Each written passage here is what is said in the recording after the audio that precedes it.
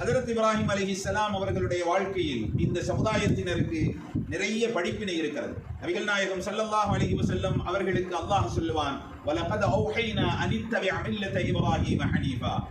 நபி ஸல்லல்லாஹு அலைஹி வஸல்லம் அவர்களுக்கு அல்லாஹ் தஆலா திருக்குர்ஆன் ஷரீஃபிலே கட்டளையிடுகிறான், நபியே முஹம்மதே, நீங்கள் ஏகத்துவத்தின் தென்றல் ஹஜ்ரத் இப்ராஹிம் அலைஹிஸ்ஸலாம் அவர்களை பின்பற்றி வாழுங்கள் என்பதாக. நபி ஸல்லல்லாஹு அலைஹி வஸல்லம் அவர்கள் இப்ராஹிம் அலைஹிஸ்ஸலாம் அவர்களை அடிக்கடி தன்னுடைய சஹாபாக்களின் சபையிலே நினைவு கூறுவார்கள்.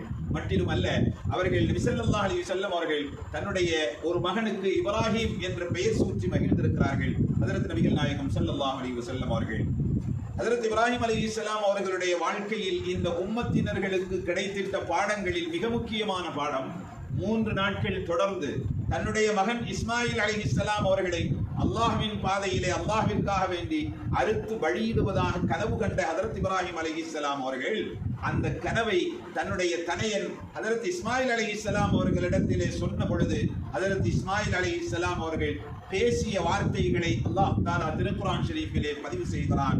இன்ஷா அல்லாஹ், என்னை பொறுமையாளர்களில் தந்தையே நீங்கள் கண்டுகொள்வீர்கள், அல்லாஹ்வினுடைய உத்தரவை நீங்கள் நிறைவேற்றலாம் என்று உதிர்த்த அந்த தனையனுடைய வார்த்தைகள் இந்த உம்மத்தினரில் இருக்கக்கூடிய நமக்கு மிகப்பெரிய பாடமாகும்.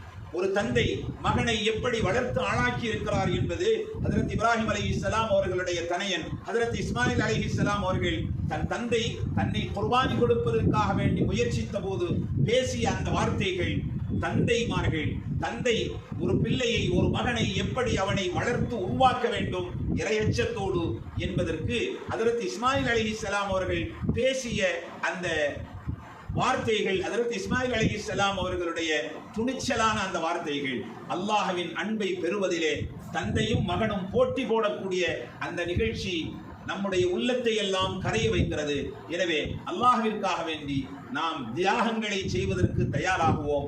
நாம் இபாதத்துகளிலேயும் மற்ற ஏனைய செயல்பாடுகளிலேயும் அல்லாஹ்விற்காக வேண்டி தியாகம் செய்வதற்கு நாம் தயாராகி விடுவோம். எல்லாமல் அல்லாஹ் ஜல்ல ஷானஹு தஆலா தந்தையும் தனையனும் எப்படி அல்லாஹ்விற்காக வேண்டி தியாகம் செய்வதிலே போட்டி போட்டுக் கொண்டார்களோ அதே போன்ற பிள்ளைகளை தந்தைமார்களான நாம் வளர்த்து ஆளாக்குவதிலே நாம் முயற்சி செய்வோம்.